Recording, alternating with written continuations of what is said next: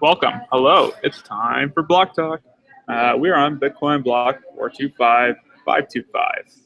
It's coming away. We got a new difficulty change. Been going well. Not too much in the mempool, but you got to watch out.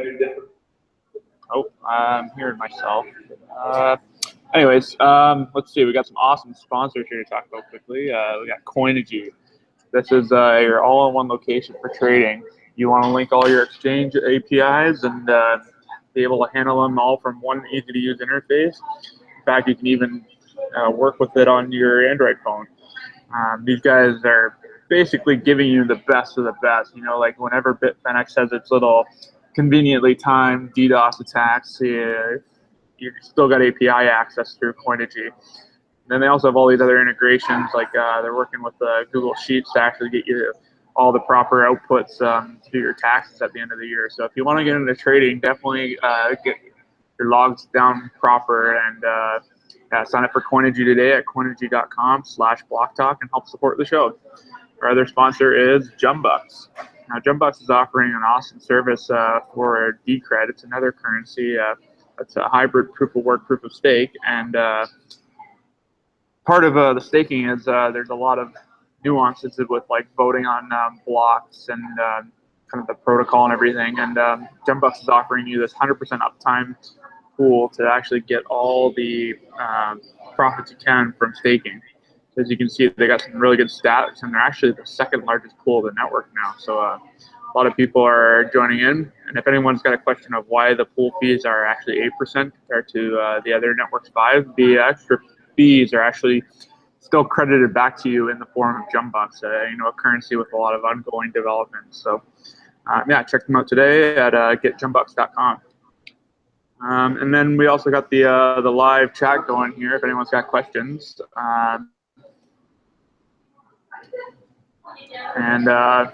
Hopefully we can get a good conversation going here. I'll look to you guys if you want to steer the conversation how you like it. We also got some questions on Steemit from the awesome guys there.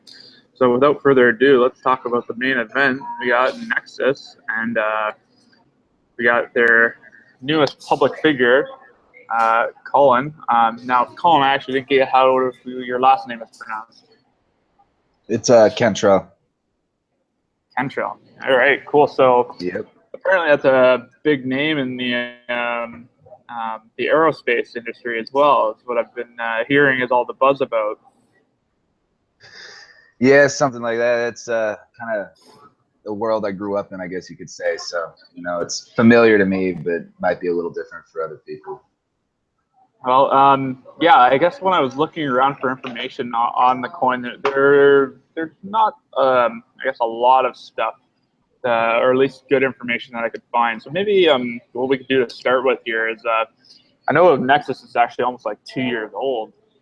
Maybe it's gone through a couple of name changes. Do you kind of think you can give me the whole kind of start out, when you created it and when you decided to become public with it because it was an anonymous project for a while? Yeah, well, started it off, basically, it started off as a project CoinShield where we were noticing a lot of the scams and the problems in the industry these days. So we decided that we were going to start a project that was going to mitigate some of these risks, where we noticed people are basically, how should I say it, being screwed over and over. It was a project that started in 2014. So we came up with this idea to get it going, called it CoinShield. I started off Vitalicet. I'm still Vitalicet nowadays. I decided to go public, I think, 2015, just as a matter of timing. But basically, that's in a nutshell. That's how it started. The development started on an open forum in about June of 2015. And it just continued to progress. So a lot of it is kind of archived information. It's difficult to find a lot about it right now. It's not being spoon-fed to you with commercial videos as much because, right now at least in my opinion, the early years of the community development should be, I guess, built with very strong people that have the intellect, kind of like some of the original Bitcoiners. That's something that we've been working off of, is kind of learning from how Bitcoin was built and institutionalize it that way, because a lot of these new projects that come out, they want to get a market cap like that, or they want to get a huge community overnight. They create a lot of hype and everything, but I believe, you know, there's a nice organic growth that needs to happen in something for it to grow properly. Just as you can tell, like the pine tree versus an oak tree, the same philosophy applies there. That's why oak is a lot stronger of wood, and that's actually what caused us to have advantages in the Revolutionary War, because the oak ships that we built, you know, with all of the eastern wood was pretty much impenetrable by cannonballs. So that's kind of some of the philosophies, and that's why it also started anonymous too. It kind of has grown and expanded in layers. Same with the technology, and even the baseline technology we have now, and then eventually starting to develop the partnership with Vector Space and everything forward from there.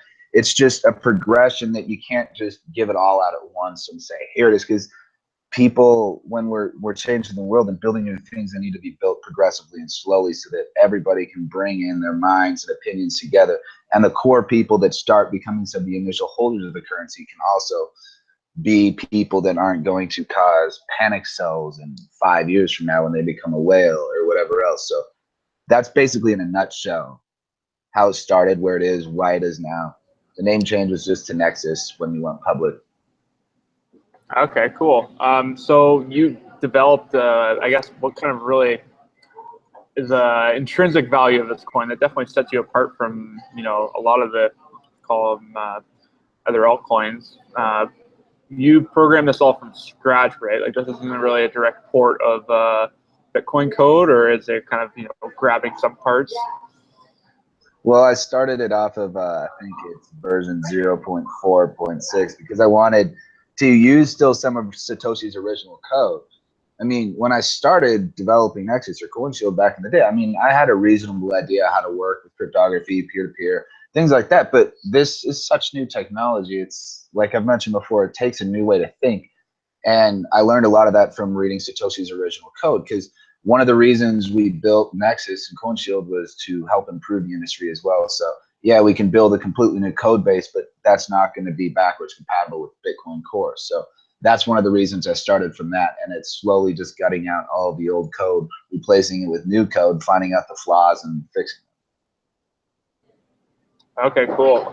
So I guess when I see what your coin is very different with, is I guess there's proof of work and proof of stake. The proof of work is actually not traditional mining. It's very similar to maybe like Prime Coin. Can you kind of tell me a bit more about that? Well, I mean, it kind of is similar to Prime Coin. Prime Coin was using what are called Cunningham chains, which are a series of prime clusters. I mean, not really a cluster. That's just a chain of prime numbers that fit together. I think it's under the 2n-1 formula. And then there's also bi-twin chains, which means that they're basically, just think about it as there's structures that form in prime numbers. And so what we're doing is our main mining algorithm is actually 1024-bit, which means if you break that into a decimal number, that's 308 digits long. So what Nexus is doing on the CPU channel is searching for prime clusters that are separated by a gap of no less than 12, or no more than 12, sorry. And, you know, we use similar concepts for the decimal on the end. So when you see like difficulty 6.4, it's actually searching and finding prime constellations that are of at least 6. So, I mean, I guess you could say it's in between Prime Coin and Rye Coin, because Rye Coin was only looking for the base of 6, and it was also off of 256-bit, which is about 1/3 of the size roughly. So that's the CPU channel, but the GPU channel is another one, which they actually are two independent algorithms that also function on two independent supply lines and two independent difficulties. So that's where the reason I did that is because 51% attacks can basically happen when you have all the resources of one type of miner. So with Nexus, you actually have to consume the resources of all three of the, because the trust of each block is staggered based on if the previous block was a CPU or the previous was a GPU. So it's a method of security and also a method of, all right, well, naturally, if you look at the algorithms, how they form, they go GPUs eventually, where they start CPU, then they get to GPU, and then they do FPGA, and then they go to ASIC. And so the CPU channel is most likely going to become a GPU channel in the future as ASICs and FPGAs take over the GPU channel, which still allows the GPUs a place to go when that is completely written up. And staking is obviously CPU, but that's basically how the block production channels work. Okay, so there's nothing really limiting the progression of the hardware here. Like you're not avidly or actively trying to disincentivize ASIC production for your protocol, right? Yeah, why would we disincentivize efficiency? I mean, GPUs, they work, they're great, they're a hell of a lot more efficient than CPU. But I mean, all these people that come out and they say, oh yeah, well, we want to have this ASIC resistant. It's like, yeah, that's cool, but an ASIC will work no matter what. It's just going to say how many more transistors we have to put in this, make it more memory hard. We do this, we do that. It's disincentivizing like the regular progression instead of maybe creating other options in that progression that can be seated like that. Yeah, the only people I think who want, you know, things to stay CPU mine or, you know, solo mining with their laptop are people who just like want free money. Oh, I just want to run my laptop on and I want to just spit out free money. Oh, like that's not really how the economics of even Bitcoin works. So you got to have like this constant, you know, competition and progression and investment in new tech and everything. Exactly. You have these 3 chains and you're saying there's, I guess, 3 different difficulties and they're all 3 times what the average block time is, right? Is that kind of... Essentially something like that. It averages out at about 60 seconds. They're all a part of the same blockchain, but they're all staggered. So it's basically the way the trust works is if there's, let's say, a CPU and a GPU block that come in at the same height, right? Basically, if the previous one was a CPU block, then the GPU block will take this next one because that's going to disincentivize them from creating a streak. So one of the ways you can do a double spend transaction would be a Finney attack in Bitcoin, which means that you would basically send out a transaction and then you get it confirmed with 0 confirmation and then you broadcast your block with that transaction, but spinning back to yourself. And so the more number of confirmations gives you a higher safety because it takes more quote unquote computational power to get that. But when you start staggering the trust this way, you know, you're not going to have the complete say in that. It's not going to be, okay, well, I can just create 3 CPU blocks in a row and then broadcast them at this height. No, it's, you've got to have the resources of all 3 of the different channels.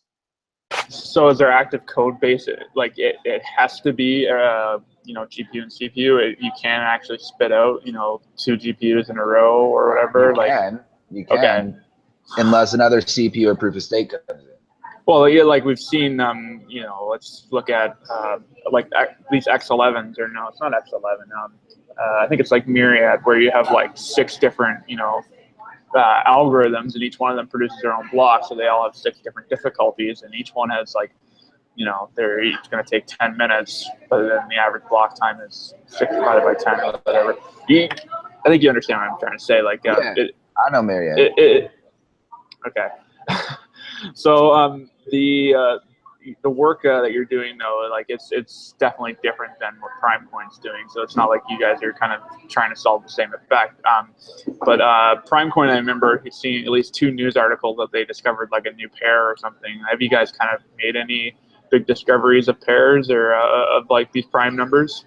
Well, pretty much. I mean, I can't verify this. This is mostly conjecture, but prime numbers in Primecoin are about 100 digits, something like that. Ours are 310 digits long, which basically means like, yes, we are breaking new world records. We haven't been cataloging that yet, but the whole chain is made up of prime numbers. So yes, a lot of these, I'm sure if we analyze and reported them into number theorists, they would see that they are world-breaking prime constellations, or dense prime clusters is what I more accurately call them.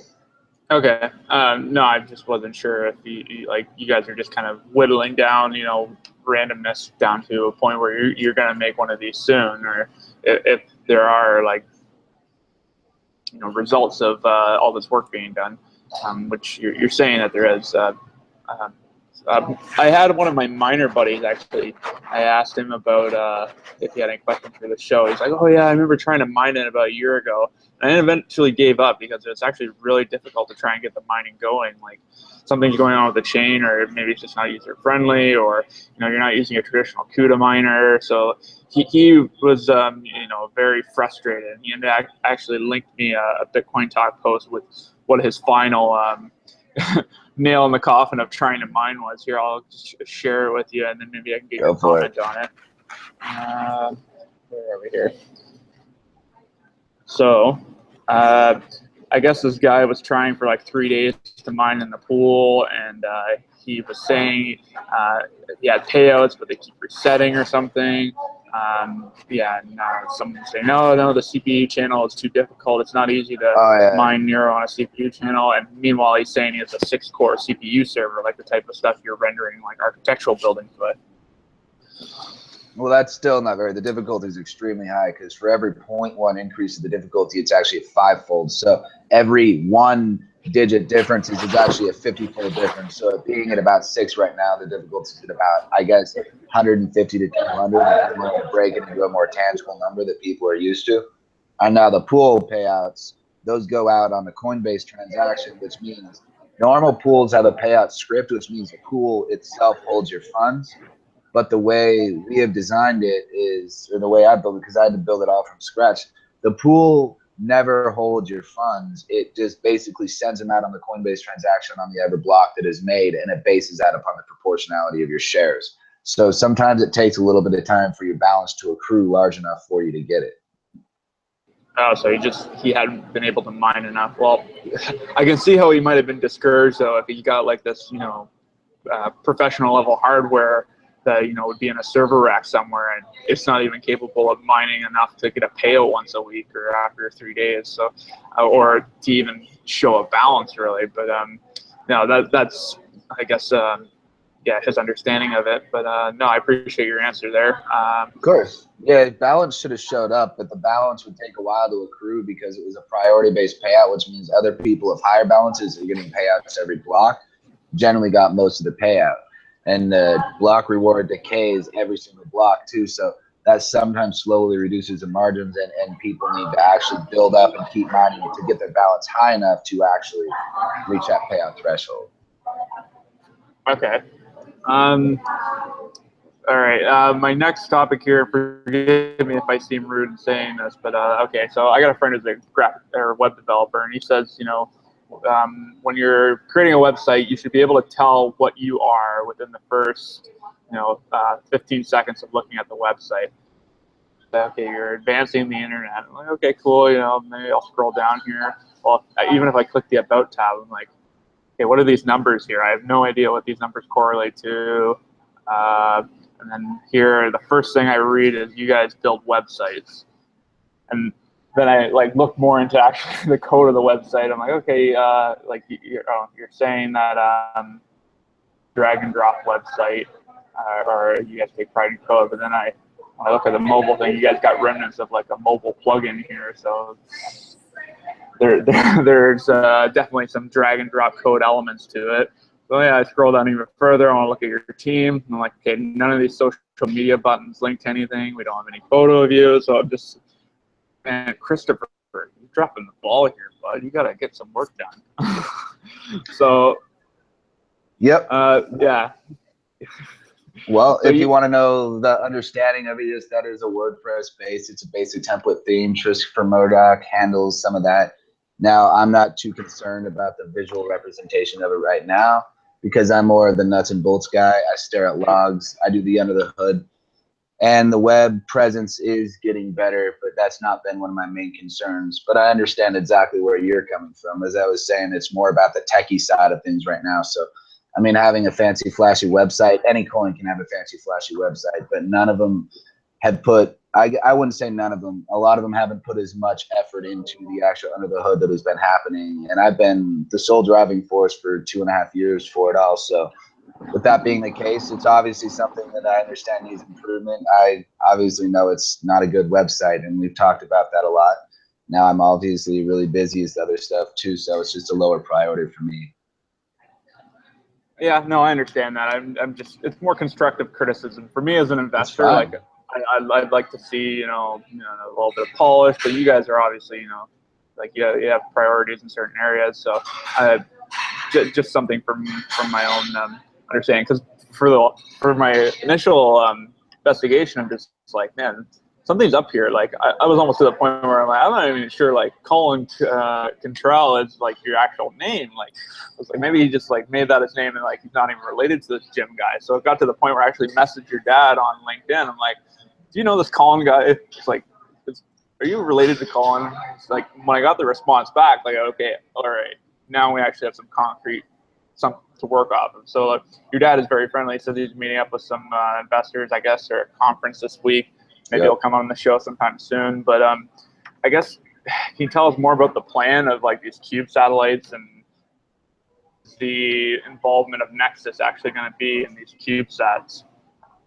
Well, we're working up a bunch of PR documents, so I can't really say much more than what I can say that's already been said, which you can find on Twitter feeds. Essentially, he started a rocket company that is in competition with SpaceX. He was one of the co-founders of SpaceX, met Elon Musk, all that different type of stuff growing up on Nexus for years, and we've spoken about it, and I've been talking about developing a new satellite-based internet, essentially, which is utilizing different types of technologies, namely CubeSats and ground signals and everything else that can kind of decentralize the internet in a greater way than it is right now, because we have a lot of central authorities that control it, ISPs, everything is basically metered in.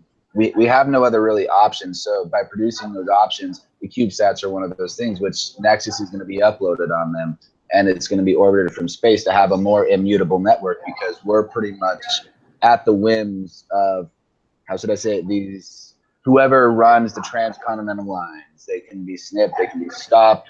We really, I mean, they can start filtering IPs, they can filter ports, they can, you know, I mean, so yeah, Bitcoin is immutable to a point, but if we're using their physical infrastructure, then it's only as mutable as they let it be. Yeah, like I know a guy who works for Cisco, and he's just like, oh man, you got to get a job with us. Like it's for the plumbers of the future, right? Like, and that's really all it is. It's like we're all relying on like these existing lead pipes that are basically still on the ground, when you know maybe we should be tapping walls for ourselves, that sort of thing. But there's there's a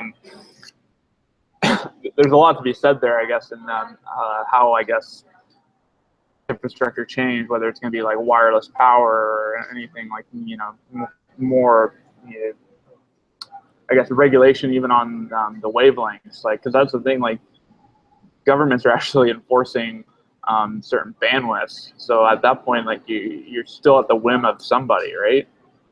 Exactly. So the actual computing technology is a step forward, but if we don't work on the hardware as well, we're still in a similar position. So not to, I guess, pry for too many details on the satellites, but isn't there, you know, a lot of costs associated, not just with launching a satellite in terms of like pounds getting up to space, like it's several $1,000s to send a pound of stuff, but isn't there a cost associated with actually having something up there and like reporting to whoever manages the airspace and making sure you're not going to bump into anyone? Yeah, there's obviously costs associated with it, but that's part of what the project is doing. Is Nexus right now has its own self-funding in the chain, so that's part of what helps. There's also other investors that are getting involved. The cost figures and the terms of the agreement are being worked out and outlined in the PR as well. So that's about as far as I can give you so far. Okay. Well, again, speaking kind of as an investor, I'm just thinking like, okay, well, this is really cool. You guys are definitely pushing new science with your blockchain. You know, like you're pushing new boundaries with your hardware. But what's the return? Am I just, you know, paying for a better wheel, or am I actually gonna, you know, see some sort of, you know, growth in the marketplace to correlate to this new network? Well, I think obviously speaking from an investor's perspective, you could agree that there will be a growth in the marketplace as new technology is created, because growth and value in the storage of money is also a reflection of value that is produced in the outer world. And this is a value that can be used independently of just Nexus. I mean, the satellite grid is going to function basically as a new type of routing system that we'll be able to utilize. So, I mean, using our heads, yes, of course, it's going to be helping the market be more bountiful than it would without it. Yeah, I think so. And there was another company in the space. I remember hearing something about CubeSat, Bitcoin CubeSat nodes. This is Jeff Garza, Vegan Space Systems. He attempted to, but I've actually been in contact with him. I know him, and he stated that he had the problem with the actual ground stations was his biggest problem. He actually did the first open source bidsat design, I think is what it was called. You can Google it, Done Vegan Space Systems. He was the first one to attempt it, but just could never raise the funding. Well, I guess my question would be for him, and maybe for you as well, is like, how can you decide what hardware needs to go up if it could be obsolete in 10 years? Like, you know, Satoshi kind of outlined, you know, Moore's law. Well, you know, if nodes are going to need to transmit 10 megabyte blocks or something in the future, or you know, the blockchain is going to be several terabytes big. Like, how do you really account for that when building a CubeSat? Well, if you read into Satoshi's original white paper, you'll also read that there is what's called pruning. So basically transactions that have already had the UTXO spent that don't need to be contained on there anymore. So the proper technology needs to be built, obviously. But just because one CubeSat would go up or 10 doesn't mean that 10 or 20 more couldn't go up. And obviously there's going to be different types and they each have a shelf life, I think, of 5 years, depending on how well they're designed.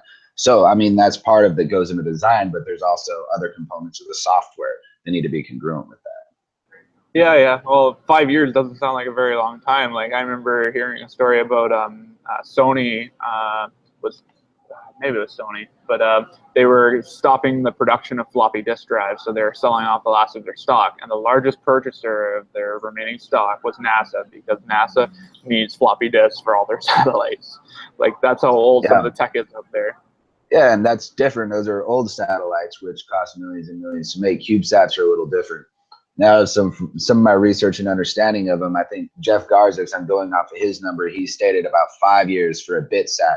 Now, I'm not familiar with the actual schematics of these ones, but we'll obviously have to know the shelf life and how long they'll last, and also how long we'll be able to hold the hardware and the software together to figure it out. But it's not like more couldn't be put up. It's basically going to be a new grid, just like, you know, we don't use the same cell phone towers that we started with. You got to start somewhere and you got to build it up. Okay, so rather like these old satellites were built like, I don't know, Volkswagen meant to last for many thousand or many hundred, many decades. But you know, you're talking about more of like a Model T thing where you're just cranking them out, and like, you know, the old ones will get phased out, the new ones kind of replace them, sort of thing. Like CubeSats are meant to have a short shelf life, or I couldn't speak completely accurately on that. Like I said, I'd have to know the schematics, but the best reference point I have is the BitSat, which was designed for about 5 years. Now, more money can be inputted into its design with better hardware that will make it last longer, but based on that number, 5-10 years is what I guess.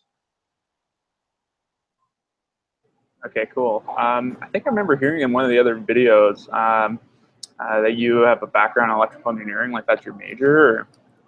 No, I actually never really went to college. I was an early graduate from high school, but yeah, I do develop electrical circuits, frequency circuits, resonance circuits, water. I'm working on new types of batteries, also vaporization systems. I mean, basically, you know, everything in the universe is frequencies. So by understanding frequencies and having generation of frequencies, you can access different parts of physics and information that it's like a lock and a key. So I play around with that a lot in my spare time because, yeah, I mean, sustainable energy, sustainable agriculture, all these different things need to be figured out if we're really going to take this world to the next way. Otherwise, we'll just, you know, kind of collapse in our inefficiencies. So the CubeSats are one, the energy is other, computer science or software engineering is the other, architecture, so on and so forth. Oh yeah, I'm right there with you, man. Like, I'm born and raised on a farm, and I studied electrical engineering and specialized in automation because, you know, that's really how we're gonna, you know, take us into the future. Is automation is the way that we're gonna produce enough food for 10 billion people, not, you know, cheating the biology of these things. So that's just my personal opinion. But yeah, I was, my mind was blown in college when I learned things about, like, you know, electromagnetics, you know, like the relation of, you know, flux and current and motion. Like, that's crazy thing to wrap your head around once you first kind of understand it. So if anyone's, you know, looking for something to watch, just like look up, you know, left hand, right hand motor law or something, and understand, you know, the basic principles of how motion is generated, that sort of thing. Yep. So let's see here. I got a couple more questions. Maybe we'll delve into the people watching their questions. Excuse me. So still in regards to the I guess SpaceX. Maybe this might be a better question for your dad if I have him on next week or something. But do you know why he left SpaceX, or are you able to say? Yeah. Basically, I mean, there's. I guess I got to be careful with this. Basically, it was he had a hard time really seeing it succeed because Elon was taking on such a huge, monstrous thing, and you know, he just left and walked away from it because that's just kind of what he thought. Excuse me, I got a blender, but that's definitely like, you know, building the first like commercial rocket company definitely sounds like a pretty monumental task. But like, isn't your father kind of attempting the same goal? Yeah, but I mean, if you really think about it, like Elon's the IBM and father's like the Apple. So I mean, the difference isn't just like if you can make the big mainframe or the big, you know, guys to go to wherever. It's also, can you put it in people's hands? And Elon's really contracting a lot with NASA rather than actually giving people an equal chance. Elon's not really from the people, in my opinion, anyway. I haven't really seen that affect too much. I mean, Solar City is completely covered by tax refunds. Same with Tesla's cash negative. Same with SpaceX, it's still cash negative. But Elon's making this big, glorious, look at me, I'm the modern day Tony Stark. It's like, well, I have yet to see that. No, I can understand that kind of analogy. Like, he's definitely got, you know, a lot of eyes on him right now, and maybe it's unjustified, who knows? But I find it funny you use the Apple analogy. So does that make your dad, you know, Woz, or is he Jobs? Well, Garv is Woz. I actually worked with Garv back in high school. He's a good guy. Yeah, my father is Jobs, definitely. Cool. Okay, I think that's all the questions I have on the satellites. I'm going back to, I guess, the protocol and stuff. So I saw you had a couple really interesting features like reversible transactions, and there were a couple other little things. But is there anything technically that's kind of preventing Bitcoin from implementing these, or other than like, I'm not asking politically if there's anything preventing it. I'm asking purely on the technical level.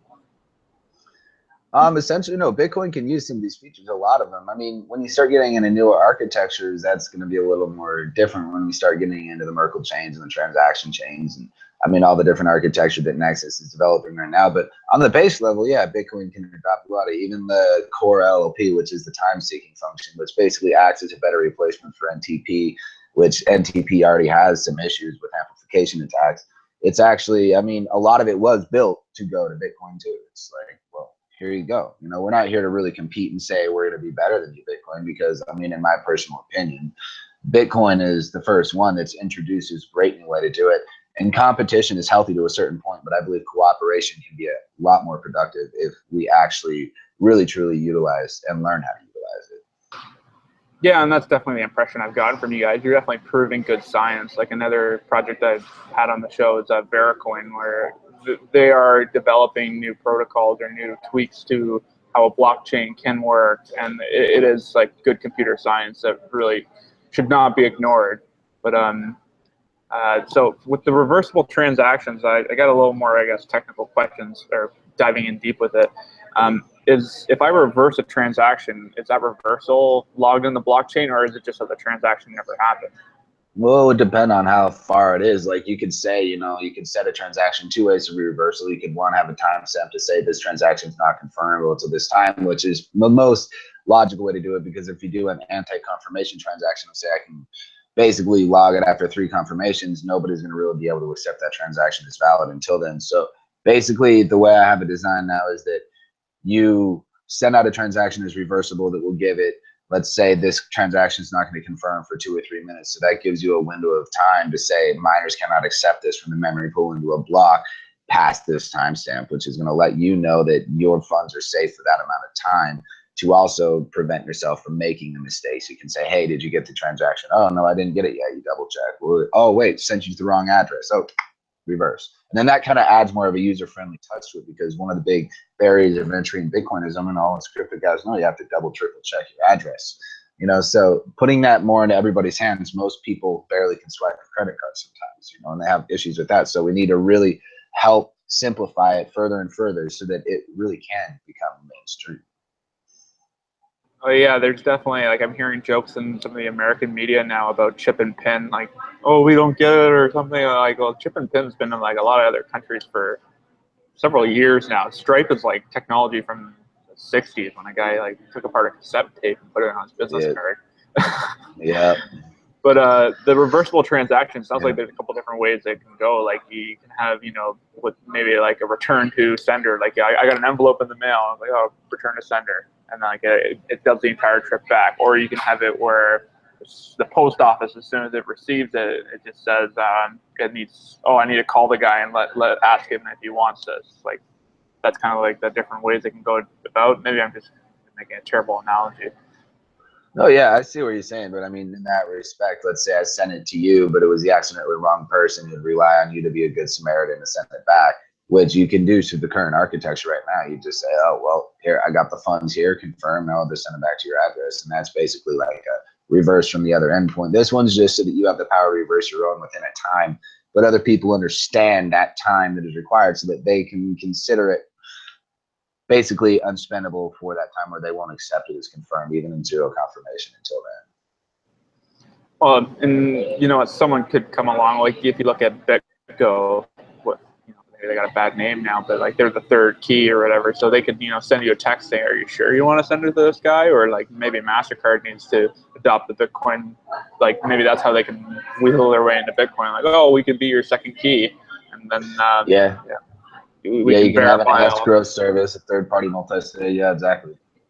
So there are other ways to go about this, but yeah, no, I think you definitely have, you know, accomplished something there. Like, and I've looked at a couple of the other features coming up. It looks like you got some pretty cool innovations coming along.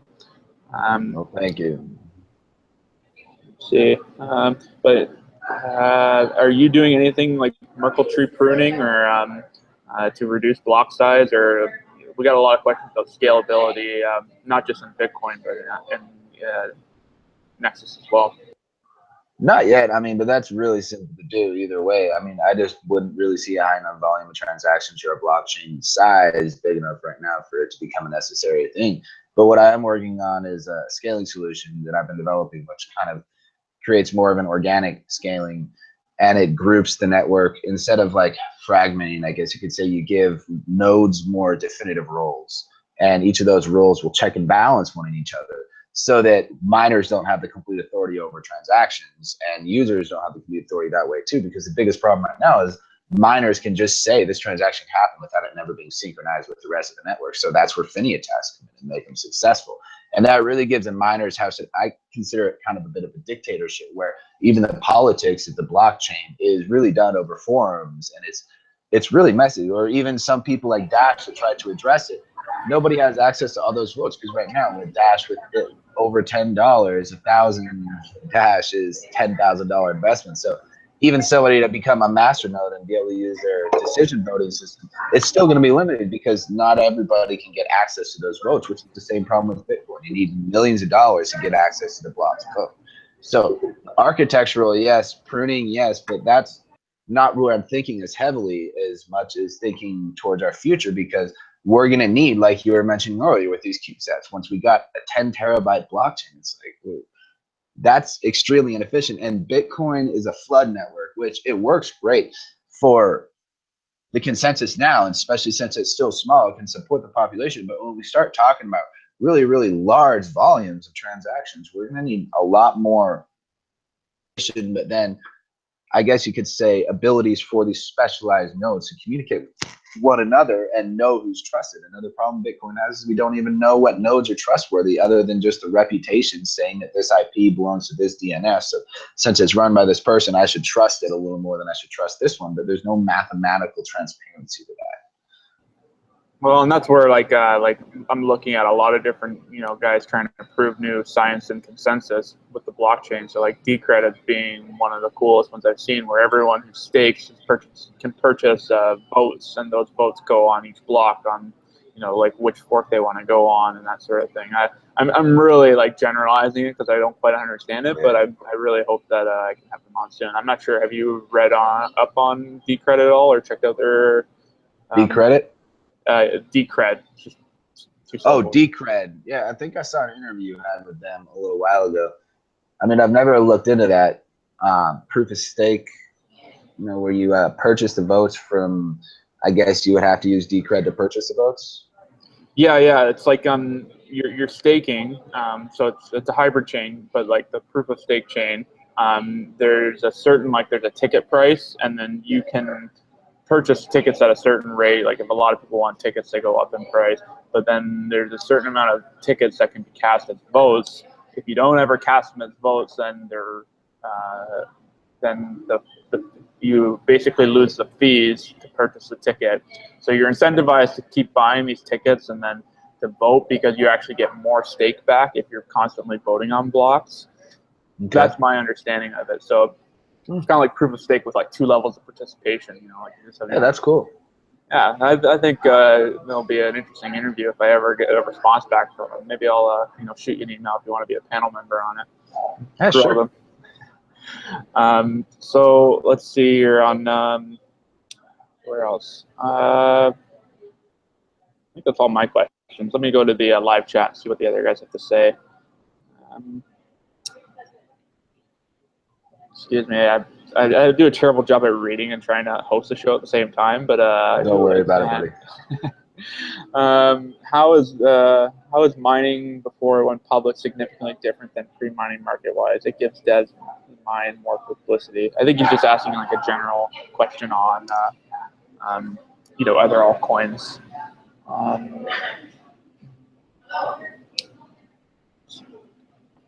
Sorry, let me go to the student here. I asked him about the block size debates and centralized exchange hacks. So I guess, do you have any opinions on the current news right now on like the Bitfinex hack, or how maybe Nexus might solve it if you're planning decentralized exchanges or anything like that? Yeah. Obviously, that's kind of the next step in decentralization now. I mean, I'd hope that infrastructure, I mean, it could come from us, could come from more. I mean, I got some architecture already designed of how kind of cross-chain transactions type thing. Then also talking with a couple other guys that are looking into something like that. And personally, I think that's going to be one of the next steps in decentralization. That's where one of our philosophies is decentralized decentralization. Because right now we already have a decentralized environment, but the Bitfinex attack is like the 3rd time this has happened. It's not the 4th now. So wait, I think what we have Gox, and then Cripsy, MintPal, and now Bitfinex. And I think there was one more if I remember correctly. I don't know. You can maybe count Silk Road, but yeah, Bitfinex is like the 3rd largest now after Gox and Silk Road, and now Bitfinex in terms of a centralized source of funds being stolen from its users. Yep. So that's inevitably going to happen, as far as my opinion is. And yeah, decentralized exchanges need to come. Now the question is, how quickly can they come? Not whether they need to. Have you heard of BitSquare? I know it's like a Tor-based. Yeah. It looks like it's pretty cool, and I think that's maybe why ETC initially, like Ethereum Classic, had a market initially, because had the market ready for the fork and everything, and then Poloniex said, "Oh yeah, no, we'll honor your balances," and then sure enough, they opened up and then double trading. replays. Yeah. Oh man. Yeah. It's what a mess, man. Yeah. But the thing is, like, okay, if you're an Ethereum ICO buyer, which like I know a guy who put in like $2,000 or something, and I checked in with him the other day or like a couple months ago when the DAO was going on. It's like, oh yeah, like I think I still have ICO funds. It looks like it's doing well. Then just like did the calculations, like, dude, you got like 1,000 or $100,000 in Ethereum right now. Oh, cool. Maybe I'll put a little bit of that towards the DAO. Like, so he did that, and then yeah, he doesn't check in on Bitcoin too often. But then I messaged him again, like, oh man, have you heard about the fork? It's like, oh yeah. So does that mean I have like Ethereum Classic now? So he like checked it out. It's like, oh cool, now I have 20 grand in Ethereum again. Cool, they can fork all they want. This is great. And then like now after this other thing happened with some exchange deposit, I'm still reading up on it, but the DAO is being refunded or reimbursed. So now people who held DAO at the time of the fork are actually getting more money. So him as an investor, he just keeps getting more money out of this, and he doesn't really give a shit. But it's like, oh, my confidence is still in the team. Well, there you go. But yeah, I think everyone else in the industry is just kind of laughing, like, oh, man, what a crapshoot, and maximalists are just going crazy on, oh, we gotta make sure everyone knows about this mistake. Let's keep it alive. Yep. Yeah, when I saw there were 18 million that they blew through before launch, I was like, this is gonna be bad. That's all I gotta say. So you don't have any Ethereum, or you haven't played around with their code base? Nah. I mean, I don't really. I like the ideas that they have with the smart contracts, but I've just seen a lot of buzzwords that I really disagreed with, like utilizing the turn complete. Plus, I've also read up some other things too that, I mean, it wasn't really initially conceived by them. There's also other smart contract engines that are great. But the third thing that really totally turned me away from it is when everybody got all hyped up saying it's a decentralized supercomputer. And I'd be like, no, you should read some of Vitalik's Baradin Reddit post. It's got the power of a 1990s smartphone. Yeah, it's a decentralized Raspberry Pi. yeah, a decentralized Raspberry Pi with thousands of computers. It was rushed, in my opinion, architecturally. And I believe you need a lot more than a blockchain in order to do decentralized computing properly. It was a good idea with, yeah, you can have this contract called and you can do code and blah, blah, blah, blah, blah, blah, and it breaks into opcodes. That was another thing I was kind of like, I don't really like that because it's breaking into opcodes, which is what Bitcoin uses in the scripting engine, which showed me that it was conceiving of a new idea, which was good, but Satoshi deliberately made Bitcoin not Turing complete for that specific reason. And so there's just a lot of different things that I disagree with it. Plus, I don't really hold anything other than Nexus. I haven't bought anything else. I don't really trade. I just code. That's what I do. So, well, I think you can still agree, though. It's good science, you know. They're definitely innovating. Like, if anything, it's good competition for, you know, root stock and that sort of thing. But the reversible transactions, can you explain how that's not like a traditional smart contract as we know it, or is it something more protocol based, or is it a smart contract? Yeah, it would be protocol based. I mean, it's just as simple as, I mean, are you familiar with basic computing data structures? Sure. A little bit. I mean, just think you got a Unix timestamp, you compare it to transactions Unix timestamp when it's created. The rest of the protocol just knows, hey, when this is accepted in the memory pool, it just is held there until a period of time. And if a miner tries to include it on a block, when that timestamp isn't activated yet, reject the block. I think I remember hearing something from Peter Todd, like it was like they had time lock in a recent check time lock verify, which locks funds in. It's basically a new opcode they added to the scripting engine. Oh wait, wasn't that what check time lock verify? Yeah, that was what Viacoin was all about, wasn't it? I don't even know. Yeah, but I know that's got some issues when the clock drift on the network is 2 hours. That's going to cause some consensus issues. In my opinion, anyway, I think the clocks need to be honed in more and brought together more, because with a 2 hour allowable drift, that allows you a lot of security flaws, especially in proof of stake models that use the timestamp of the transaction as the way to change the stake hash.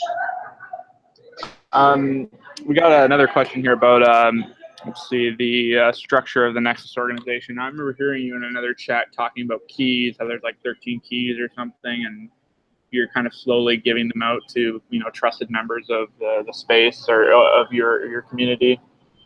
Well, that goes in with the self-funding. Yeah, there's 13 developer keys which go to developers so that they have their own self-funding out of the actual chain, the economy.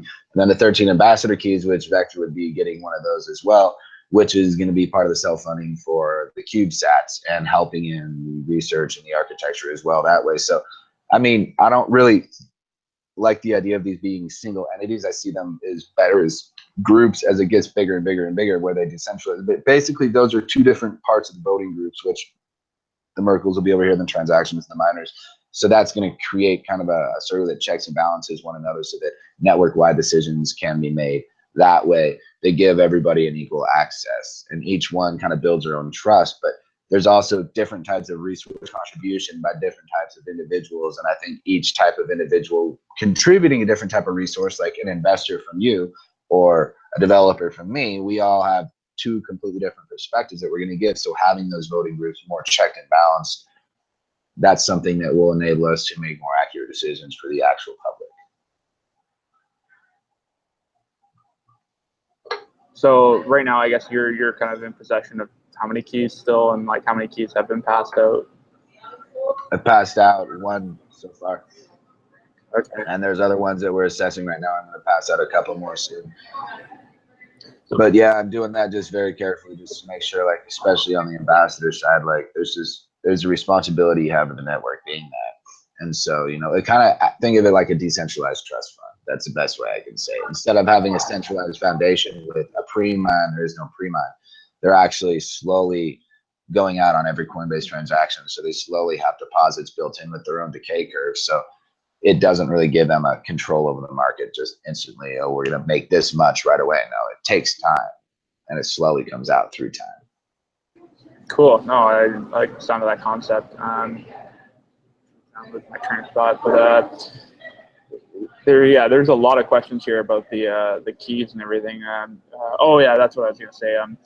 Does anything tie in with like sort of like the GitHub and like the code base, like access to that, and maybe having new researchers come on to write for the code base or having direct access to commit? Yeah, I mean that's how we have to do it right now. I mean that'll be part of it in the future, but the way I want to do it in the very, very future is where commits aren't done because somebody has GitHub access. We'd have some sort of repository on the network that can be voted on for new changes and new commits. But for now, we have to obviously utilize GitHub. But optimally, that's part of decentralizing the development further, is that anybody should have access. The public should have access to say, yeah, we want to commit this to our code and this and that. And that kind of, it removes the power, because I mean, if we look at the Bitcoin core developers, like unless you have commit access, you're at the whim of them, which is good for the beginning open source projects. But I think Bitcoin and cryptocurrencies have grown beyond that, and so it needs to be changed in the future, definitely. Now, maybe getting a little off topic here. Are you familiar with quantum teleportation? Quantum teleportation. This sounds fun. I'm not familiar with the exact concept. What are you referring to? I remember hearing or reading an article about they call it teleportation, but it's more just like data transfer instantaneously across any number of distance. So it's like you're talking about quantum entanglement. I think so, yeah. Like where you have two particles, you can separate them at any number of distance, but they still interact. Any force on one still interacts the other. Yeah, that's quantum entanglement. Quantum entangles particles, and that's basically one thing. But it is that one necessarily, I think it's the specific definition is one matches the other from what I recall, because I've spoken to another couple physicists who said, oh, no, it's not just that. But I mean, that's based on the validity. I haven't independently verified it, but yeah, I have read and heard about that before, where, yeah, basically you can have instantaneous transference. But another one that I've thought about, which is really cool, is optics, or even think about optical computing, where you have different colors of light, like the visual colors of light, red, green, and blue mixed together, right? And they have different frequencies on their base frequencies. And you can combine the beams of those frequencies, and there's natural mathematics and natural computing happening in reality right there, right? So why don't you just combine light and have the universe be the greatest supercomputer ever? And then you don't even have to do binary arithmetic with electricity. You just make two frequencies, combine them, and read the frequency on the other side, and then you got the answer. But isn't that still different than like quantum computing, where you have zeros and ones, and then you have these like quasi bits that are both? Qubits. That's using different quantum states in order to do computations, so they can do multiple computations at the same time on the same qubit. That's how quantum computation works. It's different, but similar to conventional computing. I mean, basically, it's you're having to make and derive the equations, but my theory is that there's already math happening everywhere. That's what physics is doing, is replicating the math so that we can predict what's going to happen by running the equations. So what if we could do the same thing? You apply two different forces or two different things, and the computation is going to be the same. So by choosing our arbitrary figures that we can plug in together, reality will do the computation for us. Yeah, I don't think I've smoked enough weed for this conversation. All right. But so you actually did some upgrades in the addresses to make them, I guess, like quantum computing proof, right? Like, can you kind of outline? Not just the addresses. I mean, on a bunch of different things. The private keys are 571 R1, so they're based off of a 571 bits random curve. Things over a binary field, but it still utilizes a prime number deep in there. And then our addresses are, instead of using RIPE MD160, I created what's called SK, which is Sky and Kekik. So there's SK256, SK64, SK512, SK576, and SK1024 that I use for the different layers in the hashing. So it's basically, you got a 571-bit private key, and it's compressing with 32-bit, which is in its hash to an SK256, which then generates and gone into base 58 to give you your basic address. Then your transaction hashes are 512-bit, which are about twice as long as Bitcoin's. Bitcoin's addresses are 160. Next, in Bitcoin, TXIDs and block hashes are 256. Ours are 512 for the TXIDs and 1024 for the blocks. So it does create the highest quantum resistance we can have. I mean, I could have gone to 1024 all the way around on the core, but I didn't really think that, especially on the transaction, that would double up the block's necessity. So we pretty much have twice the TXID size, but also twice the security, at least.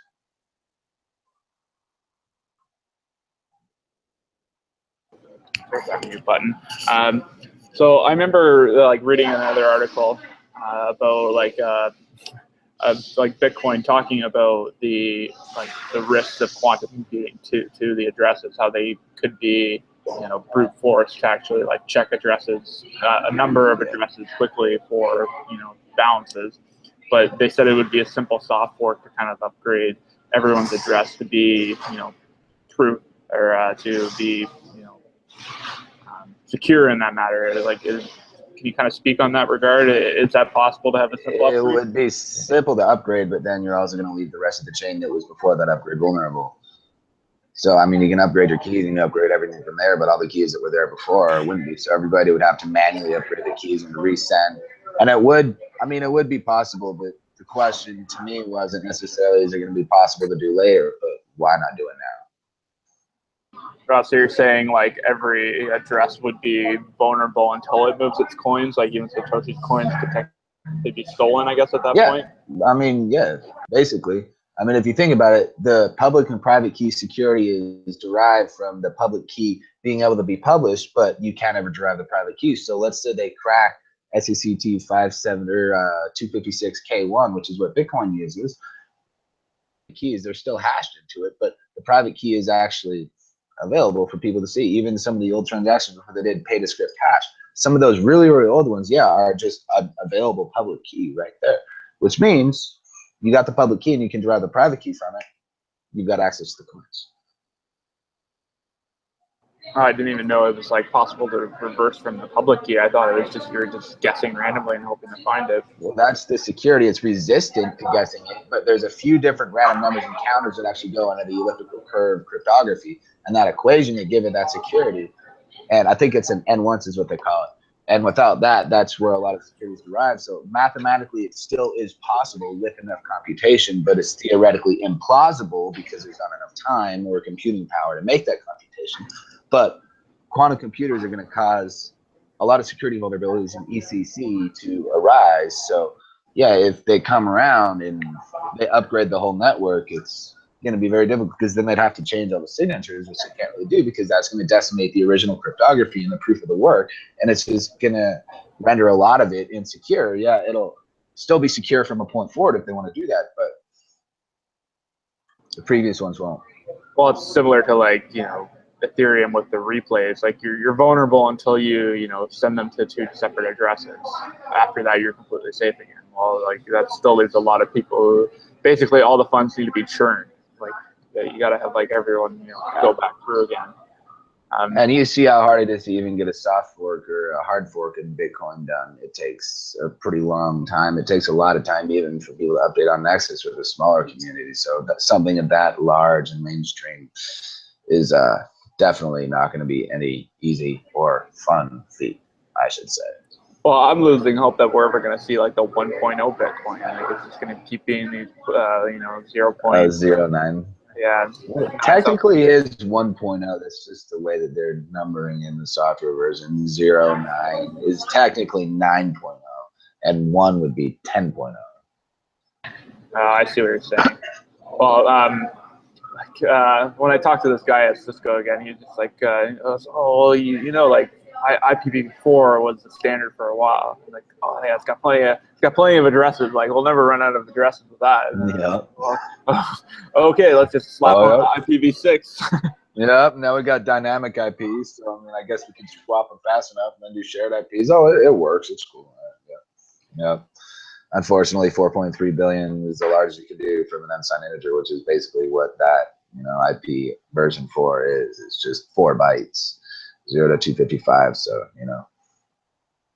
Yeah, well, I guess it's the system that we're stuck with. It's the same with like the existing infrastructure. We're still going to have these poles with wires on them for a long time until like we start getting wireless power.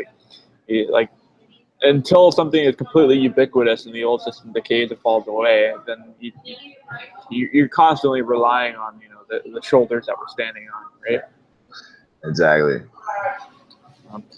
Well, we'll see. I'm hopeful for the wireless internet future. Being a guy who's stuck with rural internet, getting like 4G at home, and having to come to a coffee shop to get the best internet around. It's all right though. Oh man. Hey, we got to do what we got to do for now until we wait for the files to come up. And by the time the files gets up, they can read everything we're saying anyway. So, you know. Things will get better in time. They always do. But Yeah. at least the rate of acceleration is growing. Yeah. Like, the acceleration of acceleration. So let me just double check in the chat here to see if we got any final questions, and then maybe we'll do our final wrap up here. Seems like a lot of the guys are kind of chatting amongst each other, answering questions for. Yeah, people are talking about being added on Poloniacs, but I don't really care to cater to that kind of conversation. Nah, I mean, and it's pointless. Like I was saying about the organic growth, that kind of goes back into the website too. Part of it's a filtering mechanism to like not give people the shiny car that looks beautiful and then has a little four banger under it with blown out seals. But the other parts of it is too like to let it grow slowly and progressively. So the same thing in regards to the statement on Poloniacs. There's no rush. The price is going to grow. The value is going to grow over time. Now, if it grows too fast, like it's not going to be as stable as it could be. Yeah, that's very true. And you know what? Like, I hope you give Christopher a hard time, or at least point him to the episode here and like, look what happened on the show. You did this. But let's kick it off with our final chat here. I'm having problems with logging into CoinG at the moment, but what we do is on the show we get your prediction of what you think the price of Bitcoin is going to be in a week's time. Plotted on the chart here, we're doing a nice little dead cat bounce. So I'm curious to hear what you think. Since you say you don't buy anything really, but you must own Bitcoin, right? Yeah, but I still like, how should I say it? I like to have fun in the prediction of, drawing your different trade lines, your ascending triangles, descending, your opens, your closes. And that gives me a decent idea of the trends. But we got some upturn today. Yeah, well, there's always fun in trying to predict the future, right? Like that's just kind of the way human beings are. Exactly. Prediction is, part of our intelligence, our curiosity. Precisely. Let's see.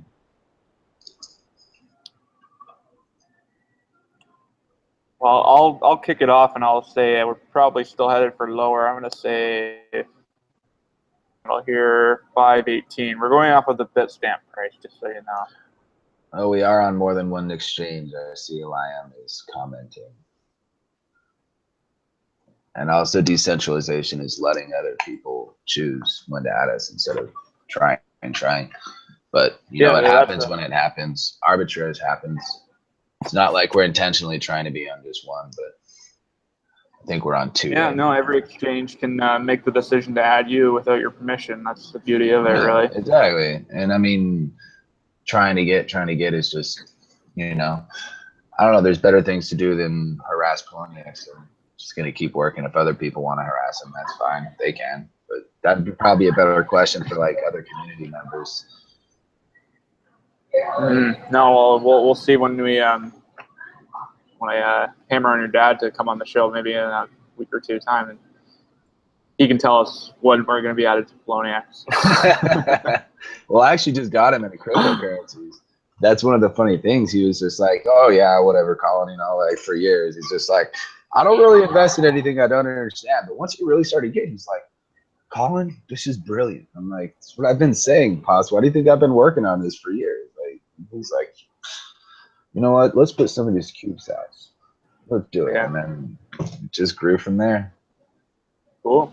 Yeah, a 20-minute conversation, you can usually get anyone interested in Bitcoin. Yeah, but it's the capabilities and the possibilities of it. But a lot of people too, like even Jeff Garzik, he never really believed that it was possible when he first talked. If you ever seen some of his interviews, and he went and he had to read the code himself to do it. My father didn't really necessarily have that luxury, but it is very complicated to understand too when you first really get into it. At least in my opinion, anyway. Yeah. Well, I think the real innovation, or the real staying power of Bitcoin is not even really in the code base. It's I think in the economics of it, of everyone agreeing that we're going to have like 21 million coins by 2140, and that's kind of how the the curve that we've all, I guess, agreed upon, and those rules aren't set to change unless the majority of the network decides to.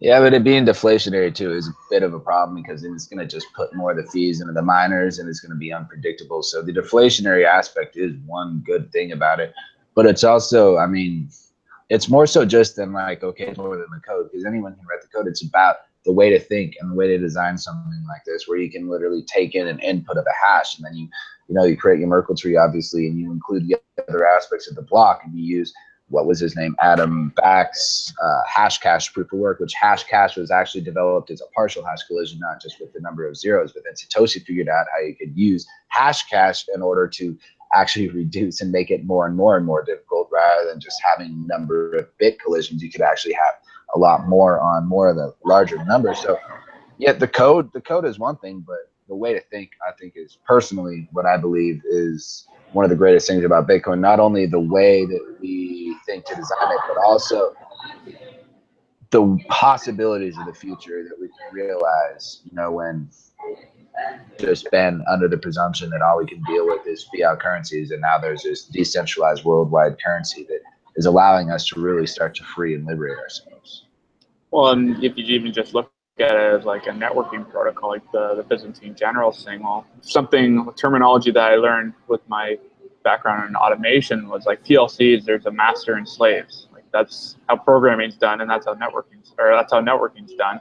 And like that seems to be how human networking is being done for thousands of years. Now we have an opportunity where we're breaking this paradigm of human networking and computer networking, where there is no master. We're not all slaves. We're all just participants. Yeah, but we're still degrading into the master-slave hierarchy a little bit, which is taking some time to break out, and it's taking some more, I guess, computational work, in my opinion, and architecture to make it proper. But yeah, I agree with you. We're working out of it, but I've noticed like societal systems or organizational structures generally devolve into a hierarchy because there's some people that tend to want to be more surrounded by, like, let's say, a strong leader, but they want the strong leader because they want to contribute less effort and they want less responsibility. So until people step up and want more responsibility, we're always going to have some variation in the master-slave problem. I like to think we're going more towards a trapezoid model rather than a pyramid. Yeah, dude, me too. But yeah, you're always going to get this cult of personality, and everyone respects Vitalik's opinion on how the network should be, going for Ethereum, but like people try to spin that as, oh, well, he has control, like he is the dictator. It's like, well, it's a pretty willing dictatorship. Like maybe if that's what they want, but the network still has to vote on it. If the network didn't want the fork, there wouldn't have been 75% of the hash rate going there, or 85, whatever it is now. Yep, I agree. I still gotta get a number from you for this Bitcoin price prediction. All right. I mean, personally, I see there's. You're putting way too much thought into this. Just No, I always put thought in everything. Otherwise, why do it? Anyway, though, I mean, I'd just say like pretty much the same trend, 500 to 600. That's what I've been saying. I see like it's got a lot of. So I think we're going to be mellowing out around here. I mean, if we want me to give you an exact number, I'd probably say maybe the 560s, 570s, maybe 580s tops. So that doesn't sound like an exact number. No, it's a range of numbers. Sorry. You want an exact number down to the cent? No, just a dollar. We'll go dollar. We don't need no decimal. 569. Let's say that. Okay. Well, I'm glad you can at least come to a decision there, else, because I was getting to the point where I'm like, man, you must be the worst guy to be behind in like the drive-through line. Maybe I want a number 6. No. No, I mean, getting food is always just like hamburger or French fries. It's simple for me. People say, "How do you like your food?" I say, "On a plate." No, but when it comes to numbers and analyzing things, that's where I think, like I said. Well, you know what? I'm working on my own little idea where there'll be lots of numbers by what you put on your plate. I have this little philosophy, like you vote 3 times a day by what you put on your plate. So I want to create a system where people are more informed voters. That's just me, bringing the Bitcoin world into the agricultural space. Trying to do our own little spin. Yeah, I think we'll get there. Something. But that's a good idea, man. Awesome. Well, I'll make sure to forward you my white paper before I release it. Then. But it's been a fantastic conversation, Colin. Like, I look forward to maybe speaking with you again at some point, and hearing about more updates. Maybe have you and your father on, and we'll get some hard details on the CubeSats and when we can expect them. But yeah, thank you so much for coming. Hey, thank you for having me, buddy. All right, and everyone watching at home, thank you. Please like, subscribe, do all that fun stuff. We're almost at 1,000 followers and or 1,000 subscribers. So I'm really happy for that. And yeah, see you in the next 1,000 blocks.